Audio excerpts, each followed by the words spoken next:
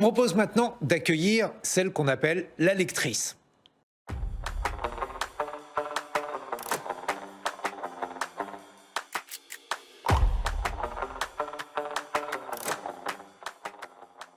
Et oui, vous le savez, chaque semaine dans Livrez-vous, nous accueillons un lecteur, une lectrice, grâce à notre partenaire, le Centre national du livre. Et aujourd'hui, c'est vous, Souraya Malid. Bonjour. Bonjour. Souraya Malid, vous êtes étudiante en lettres à Orléans. Vous êtes très active dans le club de lecture de cette ville et vous avez choisi de nous présenter des ouvrages que vous aimez particulièrement. On attend votre choix. Alors, j'ai choisi de vous présenter Le ventre de l'Atlantique et La préférence nationale de Fatou Diome, qui sont pour l'un un roman et pour l'autre un recueil de nouvelles qui parle du parcours d'une jeune fille sénégalaise qui part du Sénégal et qui va en France pour des études de lettres modernes. Voilà.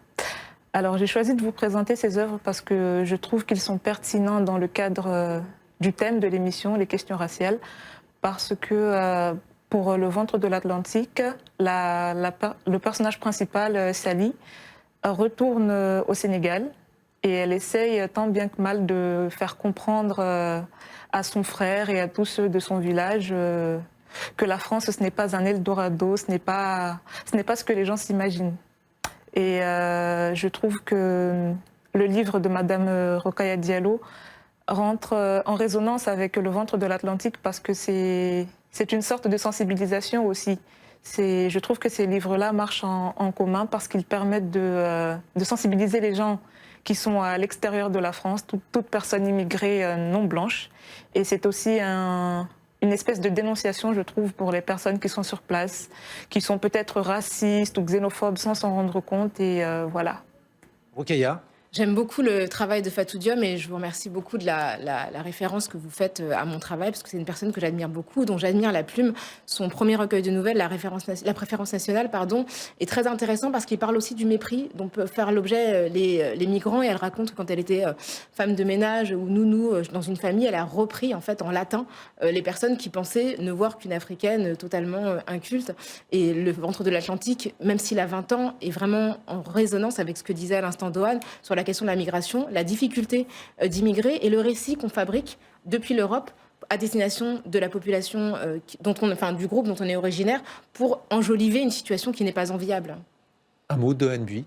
Oui, moi aussi j'adore Le ventre de l'Atlantique, c'est vraiment hyper puissant justement pour raconter ces récits de migration et je pense que tous ces récits, en fait, chacun d'entre nous, on essaie de rajouter des briques, en fait. On essaie de rajouter plein de ces récits parce que, on parlait tout à l'heure de la tragédie des migrants morts en mer avalés par le ventre de l'Atlantique. Souvent, en fait, c'est que des chiffres. C'est des chiffres, alors que derrière ces chiffres, c'est des histoires, c'est des gens qui ont aimé, c'est des gens qui ont rêvé. Et pour nous, ce ne sont plus que des litanies de chiffres. Donc, toutes ces histoires de fiction, elles nous permettent, en fait, là encore, de raconter ces récits manquants et de combler les silences. Souraya Malid, l'autre livre que vous avez choisi, vous en avez déjà un peu parlé, c'est La préférence nationale. Pourquoi l'avez-vous choisi, ce livre ? Eh bien, parce que je trouve qu'il marche en binôme avec Le ventre de l'Atlantique, puisque c'est plus ou moins les mêmes histoires. Le ventre de l'Atlantique se passe au Sénégal en grande partie, alors que La préférence nationale raconte plus ou moins les mêmes histoires, mais du point de vue en France. Voilà, la narratrice raconte les expériences qu'elle a pu vivre en tant que nounou, en tant que femme de ménage. Et je retiens particulièrement la nouvelle Cunégonde à la bibliothèque. Je trouve que c'est une nouvelle qui finit bien le recueil, qui est une sorte de revanche, puisque la nounou qui travaillait chez un couple de personnes blanches qui se faisaient insulter, on l'appelait Cunégonde, et ces personnes pensaient qu'elle ne comprenait pas. Et à la fin, on a un plot twist qui montre qu'au fait, elle comprenait très bien la référence littéraire. Et je trouve que c'était une belle revanche. Voilà.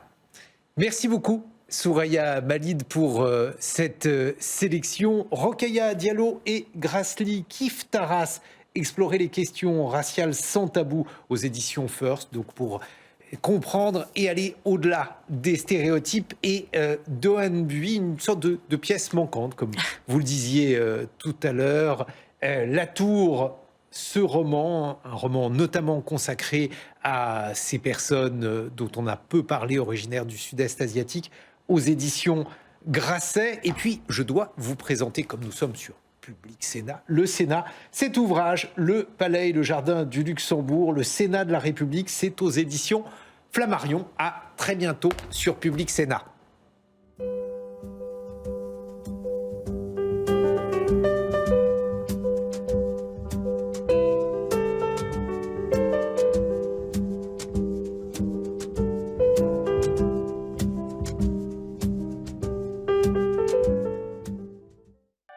Public Sénat, en partenariat avec France Culture et avec le soutien du Centre national du livre, vous a présenté Livrez-vous.